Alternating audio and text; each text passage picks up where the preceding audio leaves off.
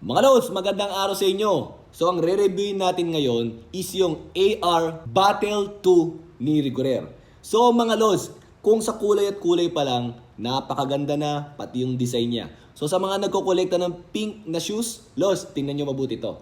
So kung makikita nyo Lods, medyo velvet type yung ano niya rito, yung leather niya rito.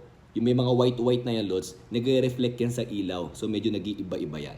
Pagkatapos Lods, mas ma-appreciate mo to kung hawak mo to. Pero medyo papakita ko na rin Lods, may mga hearts siya dyan. Kasi nga Valentine's nga yung tawag sa kulay na to. Kung makikita nyo rito Lods, yan, may mga hearts yan. Tapos dito, may nakasulat sa likod nito Lods na True Love. Yan. Okay? So, kung wala ka pang true love, baka ito na yung true love mo.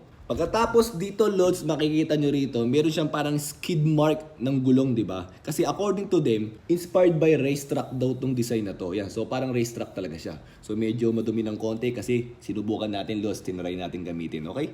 Siyempre, Lods, basketball shoes to. Hindi lang naman dapat ganda ang meron ng sapatos na to. Dapat maganda rin ang performance nito sa paglalaro natin ng basketball.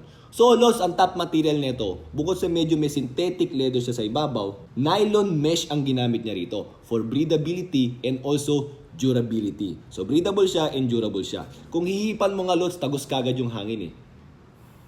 Pagkatapos, Lods, mesh type din yung ginamit niya rito sa metang. Yung midsole naman nito, Lods, medyo meron silang ginawang innovation. More than 60% yung responsiveness niya. Pagkatapos, ang ginawa pa nila dito sa midsole na to is hindi siya mabilis ma-deform. Kasi Lods, yung mga sapatos natin habang tumatagal, pag ginagamit mo yan, medyo nadi-deform yung foam niyan eh. So kailangan minsan na recovery period nun para maging maayos ulit yung responsiveness niya. So ito, ang ginawa rito is medyo mas pinaganda pa nila yung foam nito para hindi mabilis ma-deform.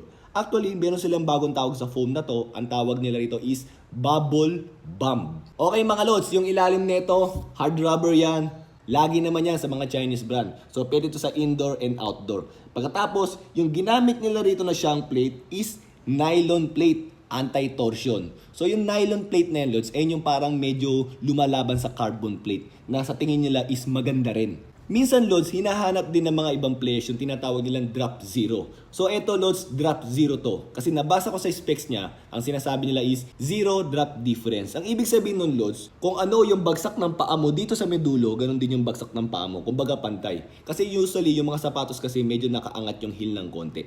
So, kung sobrang taas nun, hindi siya maganda. Kung mataas naman yung harapan, mas lalong hindi siya maganda. Pero meron mga pag-aaral na sinasabi nila na mas maganda raw sana kung drop zero. So ito, sa mga naniniwala sa drop zero, Lods, drop zero siya. Okay? Siyempre, Lods, alam ko nakikita nyo tong kulay green na to. Hindi lang siya display, Lods ha. So TPU siya na meron display ng mga heart. Pagkatapos, hanggang dito siya sa may heel lock. Yung heel neto, Lods, matigas ha. Para nakalock yung ankle mo. Pagkatapos, meron pang lateral stability dito and anti-rollover. So, ang tawag nila nito, Lods, is embrace type build. So, mga Lods, naipaliwanag ko na sa inyo yung performance ng sapatos na to. Sinuot ko siya, Lods. Kumbaga, napakasarap niyang suotin. Pagkatapos, Lods, very fluid yung paglakad ko rito.